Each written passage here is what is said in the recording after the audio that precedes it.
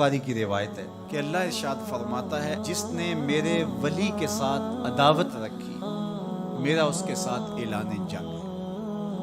تو پھر کتنا حساس معاملہ ہو گیا جب ولی کی عداوت، ولی کی دشمنی اللہ سے دشمنی قرار پائی کہ اب اس کا میرے ساتھ اعلان جنگ ہے، تو اب پھر ہمارے لیے ضروری ہو گیا کہ ولی کو پہچانے کہ ولی ہے کون، کہیں ہم اس کی مخالفت نہ کر بیٹھیں اور ہم اللہ جل شانہ کے قہر و غضب کا شکار نہ ہو جائیں۔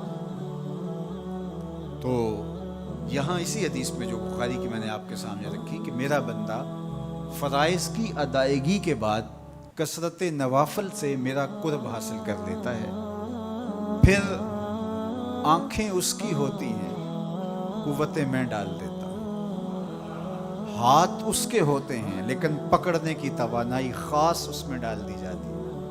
فَكُنْتُ سَمْعَهُ الَّذِي يَسْمَعُ بِهِ، کان اس کے ہوتے ہیں لیکن وہ میری اس دی ہوئی خاص قوت سے سنتا ہے۔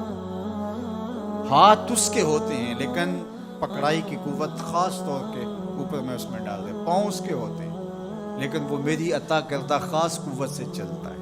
عاصب بن برخیہ آنے واحد کے اندر تخت بلقیس لے آیا کہ نہ لے آیا؟ قرآن نے بیان کیا ہے نا، آنے واحد میں 1 مہینہ جاتے ہوئے لگتا تھا، 1 مہینہ آتے ہوئے لگتا تھا۔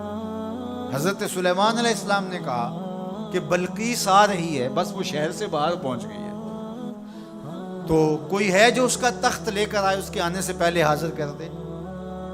اور وہ تخت مکفل کر کے آئی تھی، 60 ہاتھ چوڑا تھا، 80 ہاتھ لمبا تھا اور کئی ہاتھ موٹا تھا۔ تو کہا کوئی ہے جو اس کے آنے سے پہلے لے آئے؟ قال عفریت من الجن، ایک جن کھڑا ہو گیا، کہا حضور میں لے آتا ہوں۔ کب لاؤ گے؟ کہا کہ مجلس برخاست ہونے سے پہلے تخت آ جائے گا۔ بڑی بات تھی، لیکن سلیمان نے کہا نہیں، مجھے اس سے بھی پہلے چاہیے۔ کیا شان ہے، پیغمبر تھے، کہا مجھے اس سے بھی پہلے چاہیے۔ تو پھر کیا ہوا؟ قرآن پڑھی، قال الذی عندہ علم من الکتاب، جس کے پاس کتاب اللہ کے علم کا کچھ حصہ تھا۔ زبور ساری کا عالم نہیں تھا، زبور کی کچھ آیتوں کا عالم تھا۔ اس نے کہا آنا آتی کبھی، جی حضور میں لے آتا ہوں۔ یہ تو دوپہر تک لا رہا ہے، تم کب لاؤ گے؟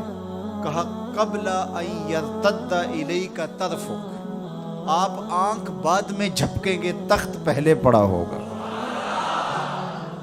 یہ قرآن نے کہا ہے نا۔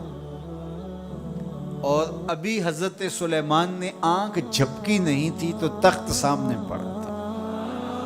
جب اس کو دیکھا تو بے ساختہ کا ھذا من فضل ربی، یہ میرے رب کا فضل ہے جس نے میری دہلیز کے ایک خادم کو یہ طاقت عطا کی ہے کہ 1 مہینے کی مسافت سے اتنا بڑا تخت آنے واحد میں آنکھ جھپکنے سے پہلے حاضر کر دیتا ہے۔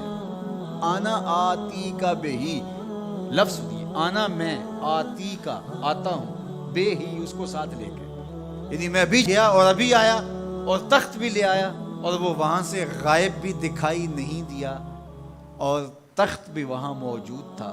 اور حضرت سلیمان نے کہا کہ یہ میرے رب کا فضل ہے، اور اس کہانی کو میرے رب نے قرآن میں بیان فرمایا۔ جو کرامات پچھلے انبیاء علیہ السلام کی امتوں کے اولیاء کو حاصل تھی، وہ اس امت کے اولیاء کو بھی حاصل ہو سکتی۔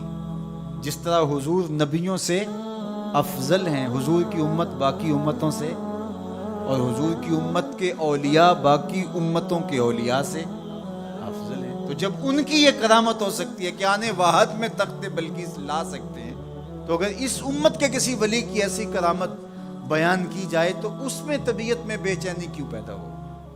یہ تو حضرت سلیمان کی امت کے ولی کو بھی اللہ کمال دیا ہے، تو محمد عربی کے غلام کو کیوں نہیں دے سکتا؟ تو جو حضرت شاہ نقشبند بخاری علیہ رحمہ کا ذکر کیا جاتا ہے کہ جب آپ کی خادمہ کو اور آپ سے عقیدت کا دم بھرنے والی خاتون کو کابل میں محل کی چھت سے دھکا دے دیا گیا، اور جب وہ نیچے پہنچی تو حضرت شاہ نقشبند بخاری علیہ رحمہ نے اس کو جو ہے وہ آسانی کے ساتھ زمین پہ رکھ دیا، تو حیرت سے آنکھیں پھٹی رہ جاتی ہیں اور پوچھتی ہیں کہ آپ کب آئے؟ آپ تو بخارے میں تھے، تو برجستہ بولتے ہیں تو از چبارہ آمدی من از بخارا آمدن، تو چبارے سے چل پڑی تھی میں بخارے سے چل پڑا تھا۔ تو یہ حضور کے غلاموں کی شان ہے، اور یہ کوئی جو ہے وہ بعید نہیں ہے۔ باقی رہی بات یہ عقل نہیں مانتی، تو معجزہ اور کرامت ہوتے ہی وہی ہیں جو عقل انسانی کو عاجز کر دے۔ جو عقل میں آ جائے وہ تو فن ہوگا۔ ما یعجز بہ العقل، عقل کی جہاں پہنچ نہ ہو، جو ظاہری اسباب سے ماورا ہو، جو چیزیں ما فوق الفطرت ہوں، تو انہیں ہی تو کرامت، قدرت یا معجزہ کہا جاتا ہے۔ اور اگر وہ عقل اور فہم اور ادراک میں آ جائیں تو پھر جو ہے وہ کیا ہو۔ تو اس کی نظیر ہمارے پاس قرآن میں موجود ہے۔ اب اللہ کا ولی کون ہوگا؟ حضور علیہ السلام سے پوچھا گیا، ابن مردوی اور باقی لوگوں نے روایت کیا کہ حضور ولی کون ہے؟ تو حضور علیہ السلام نے ارشاد فرمایا، اذا رؤوا ذکر اللہ، جس کو دیکھو خدا یاد آ جائے، جس کو دیکھنے سے رب یاد آ جائے، جس شخص کی صحبت میں بیٹھ کے رغبت دنیا کم ہو اور رغبت آخرت بڑھ جائے، اس کی صحبت غنیمت سے۔ اچھا، قرآن نے جو ولی کی علامت بیان فرمائی وہ یہ ہے، الذین آمنوا وکانوا یتقون، یعنی ولی کی جو علامتیں ہیں وہ ایمان اور تقوی ہے۔